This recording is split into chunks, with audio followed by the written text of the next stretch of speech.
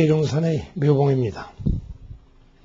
오늘 살펴보고자 하는 법문은 원화조득 월고해입니다. 여기에 나타나 있는 두 개의 중요한 개념은 초월한다는 그 월자와 고통의 바다입니다. 우리는 쉽게 이 세상을 고해라고 부릅니다. 그리고 이 세상이 아닌 것은 낙원이라고 부릅니다. 정말로 이 세상이 고통이요. 따라서 바로 그 때문에 다음 세상이 낙원이라, 천당이다, 열반의 세계다, 극락의 세계다, 가장 즐거운 세상이다. 고와 낙은 이와 같이 반대되는 것인데 이번에 살고 있는 이 삶이 참으로 고해라고 할 것 같으면 다음 세상은 분명히 극락이요 천당일 터인데 가보지도 않은 다음 세상을 지금 현재 이곳에서 살고 있는 사람이 어찌 고해인 줄 알 것이며 극락인 줄 알 것인가. 우리가 고 속에 사는 사람은, 고통 속에 사는 사람은 고통이 무엇인지를 모릅니다. 고통인 줄 아는 것은 오직 즐거움을 맛보았을 때에만 비로소 알게 되는 것입니다. 천당도 마찬가지입니다. 미리 맛보지도 않은 천당을, 극락을 미리 안다고 하는 것은 이미 가보았거나 아니면 환상이겠죠. 그렇다면은 어째서 우리는 이 세상을 고통의 바다라고 부르는가? 사실 이것은 우리의 착각일런지도 모릅니다. 우리 자신이 이걸 고통이라고 이름 지어 부른 데에는 어떤 이유가 있을 것입니다. 대저 부처님의 그 기초적인 가장 원초적인 그 교설 가운데 하나가 삼법인인데 이 삼법인 중에서도 으뜸되는 개념이 이것입니다. 즉 일체계고다. 모든 하나도 고통이 아닌 것이 없다. 그러면 우리는 고통의 주인인가? 이것이 문제입니다. 우리가 참으로 고통의 주인이라면 어떻게 이 세상이 고통스러운 줄을 알까? 알려주는 사람도 없는데 더더군다나 일체 성현이 세 성현이 아무도 그렇게 얘기하지 않았는데 그거 듣기 이전에 왜 사람들은 자기도 모르게 고통의 바다라고 얘기를 했을까? 한 번 빠지면 헤어나지 못하기 때문일까? 또 아니면 넓기가 이루 말할 수 없이 넓어서 고통의 종류가 하도 많아서 그러실까? 정말로 괴로운 것이라고 할 것 같으면 우리는 한 번도 울음을 견뎌낼 수가 없어야 할 텐데 어째서 우리는 도리어 가끔 웃기도 하고 기쁘다고도 하며 즐겁다고 하며 행복하다고 하는 것일까? 이로써 볼진데 분명히 그 속에는 승침이 있습니다. 한 번은 올라가고 한 번은 내려간다 이겁니다. 내려갔을 때에는 눈물을 흘리고 올라갔을 때에는 웃음을 터뜨립니다. 웃고 울고가 되풀이됩니다. 그리고 웃으면서도 울 때가 있고 울면서도 웃을 때가 있습니다. 마지막으로 너무 기쁠 때에는 도리어 울면서 사실은 가장 기쁜 것이고 웃으면서 가장 털털거리고 웃으면서 슬프다고 얘기하기도 합니다.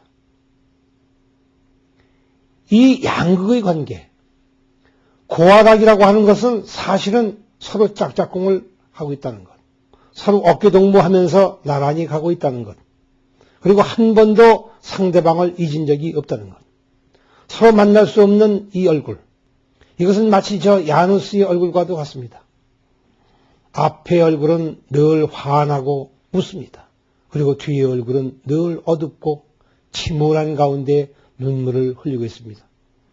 그냥 눈물이 아니라 피눈물입니다. 그렇다면 우리가 과연 이 세상을 고라고 부르는 까닭은 무엇일까? 이것은 저 희노애락을 그대로 반영해서 한 소리일까? 아니면 그 이상의 무엇이 있는가? 범어로는 이것을 두카라고 한다 하였습니다. 고통은 고와는 조금 다른 것 같습니다. 몸이 아팠을 때에 그리고 그것이 쾌차해서 후련하게 나아졌을 때 그 기쁨은 이루 말할 수가 없습니다. 목이 지독하게 말랐다가 물 한 모금 마시고 난 후에 그 개운함이라고 하는 것은 이루 말할 수가 없습니다. 무더운 더위에 산길을 오르다가 문득 솔솔 바람이 콧잔등을 때려치면 그 시원함은 이루 말할 수가 없습니다. 그때 시원하다고 하면서 참으로 기분 좋다고 합니다. 일부러 뜨겁게 몸을 달구어서 시원하다 하기도 하고 뜨거운 물을 먹으면서 시원하다고 우리는 종종 말하는 경우를 봅니다. 이 아이러니컬한 극단적인 상황이 우리에게 암시하는 것은 도대체가 무엇일까? 문제는 고와 낙이라고 하는 것이 둘이 아니라는 데에 있는 것 같습니다. 고락은 다름 아닌 생각의 승침입니다. 어떤 때에는 똑같은 것을 기쁨이라 하고 심지어는 끔찍한 고통을 당하면서도 무엇이라고 얘기하냐면 이것이 다 사는 재미라고 이야기를 합니다. 어리석은 가운데 그 어리석음을 즐기면서 무엇이라고 변명을 하냐면 공부는 도인들이 하는 것이요. 우리 같은 무지렁이 중생들은 그저 이와 같이 고통의 세계에 살면서 이런저런 경계에 끌려다니면서 속아 사는 그 재미로 산다고 합니다.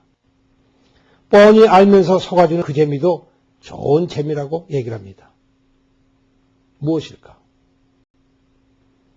이런 것들은 그야말로 싸구려 얘기입니다.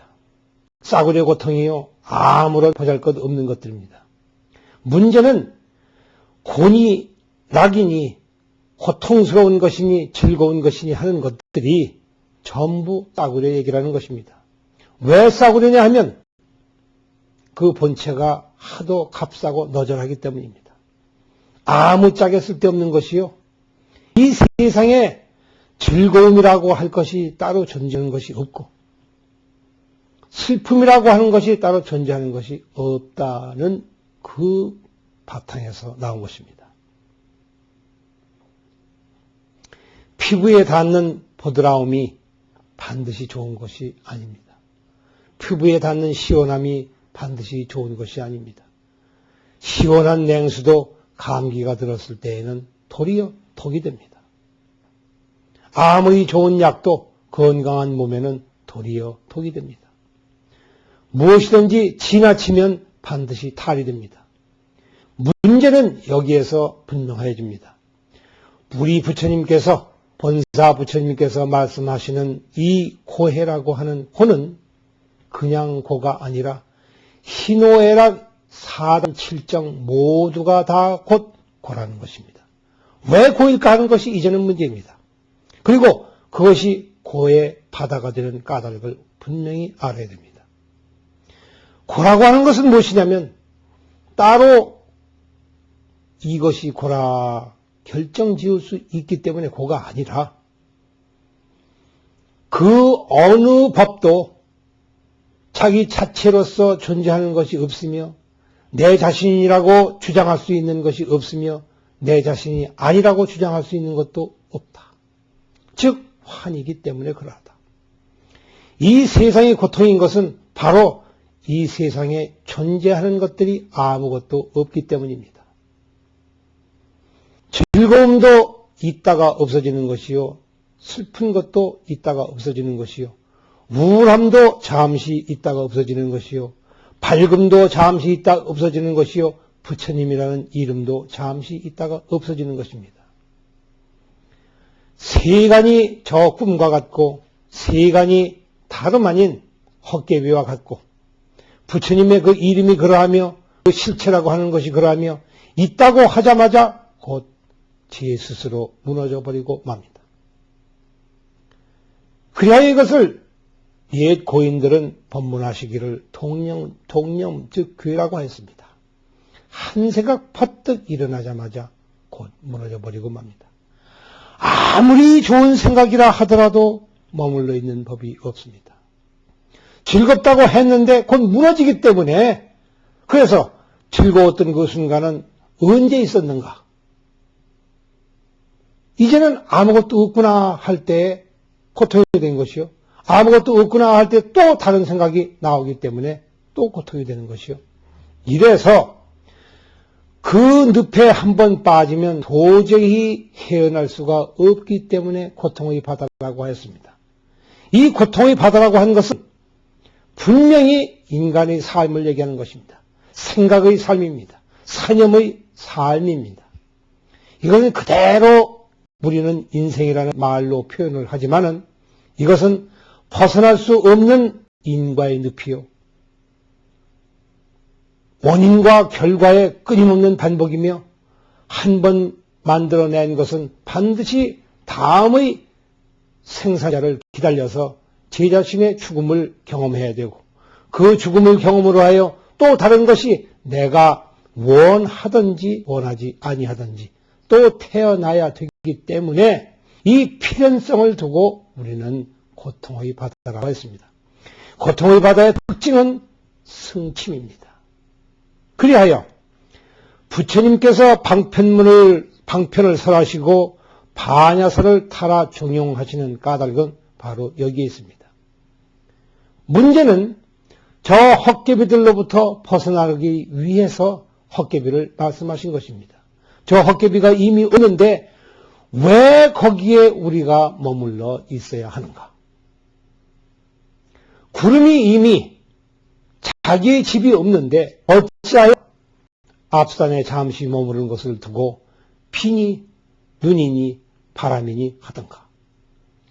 고통이라고 하는 것도 즐거움이라고 하는 것도 기쁨이라고 하는 것도 행복이라고 하는 것도 다만 뜬구름 같은 일일 뿐이요 하나도 그 실체가 없는 것이거늘 어찌하여 그것이 있다 이르며 있다고 하는 것까지는 또 괜찮다 하더라도 그 있음에 스스로 걸려서 그로 말미암아서 다른 생각을 원하지 않는 때에도 여전히 일구어 내야만 한다는 이 비참한 사실 때문에 이 세상은 고통의 바다라고 하였습니다.